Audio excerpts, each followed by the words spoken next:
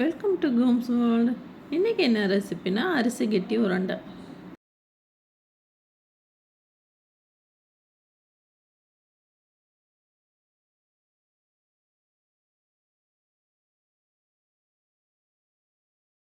அரிசி கெட்டி உருண்டை செய்கிறதா பார்க்கலாம் வாங்க.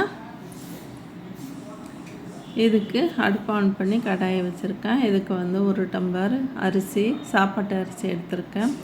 இதை நம்ம நல்லா வறுத்து எடுத்துக்கலாம். இது கூட 3 ஏலக்காய் நான் சேர்த்துக்கிறேன். நம்ம சாப்பாட்டு அரிசி தான் யூஸ் பண்ணோன்னா இட்லி அரிசியெல்லாம் போட்டாதீங்க, நல்லா இருக்காது அதுக்கு. இது கூட நல்லா இந்த அரிசியை நல்லா பொரியட்டும். இப்போ இந்த அளவுக்கு நல்லா பொரிஞ்சு வந்துருச்சு. இது கூட நான் 1/2 டம்ளர் உடச்ச கடலெண்ணெய் சேர்த்துக்கிறேன். இதை ஆற விட்டு மிக்ஸி ஜாரில் நல்லா நைஸாக ஊட்டி எடுத்துக்கலாம். இதை 3-4 தடவை நல்லா ஊட்டி நைஸாக சலித்து எடுத்து வச்சுக்கோங்க இந்த மாவை தனியாக. அப்போ தான் இது நல்லா உருண்டை பிடிக்க நல்லா வரும். இப்போ நான் சலித்து எடுத்து வச்சுக்கிறேன். இப்போ அடுப்பை ஆன் பண்ணி நான் கடாயை வச்சுருக்கேன். கடாயில் 2 ஸ்பூன் நெய் ஊற்றிருக்கேன். இதில் நான் கொஞ்சமாக தேங்காய் சில்லை சின்ன சின்னதாக கட் பண்ணியிருக்கேன்.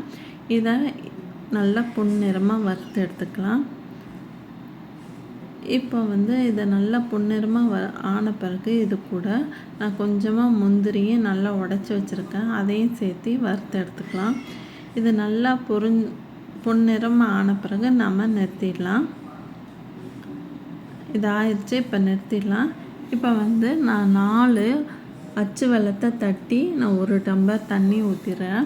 இது கரைஞ்ச பிறகு அடுப்பில் வச்சு நம்ம காய்ச்சிக்கலாம். இதுக்கு பாகு பதம் தேவையில்லை. நல்லா கரைஞ்சி கொதிக்க விட்டு நம்ம இறக்குனாவே போதும். ஏன்னா இது ஆற ஆற கெட்டி ஆகும் இந்த வெல்லம். இப்போ ஆறிடுச்சு. நம்ம இப்போது நான் முந்திரியும் தேங்காயும் வறுத்து வச்சுருக்கேன். இது சூடாக இருக்கும்போதே இதில் போட்டுக்கோங்க, மாவில் போட்டுக்கோங்க. அப்போ தான் பிடிக்க வரும், இல்லைன்னா பிடிக்க வராது. இதை நல்லா நம்ம பிரட்டி எடுத்துக்கோங்க. கையை வச்சு பிரட்டாதீங்க, கரண்டி வச்சு நல்லா பிரட்டிக்கோங்க. இப்போ வெள்ளைப்பாகும் நல்லா சூடாக இருக்குது. அதனால் அதையும் நம்ம சேர்த்து நல்லா பிரட்டி எடுத்துக்கலாம். கரண்டிலேயே நம்ம பிரட்டி எடுத்துக்கலாம். இந்த வெள்ளைப்பாகு ஆற ஆற கெட்டி ஆகும். அதனால சூடாக இருக்கும்போதே ஊற்றி நல்லா பிரட்டி எடுத்துக்கோங்க.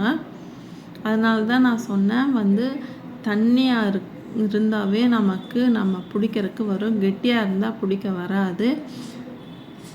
இந்த வெள்ளைப்பாகு தண்ணியாக இருந்தாவே போதும்.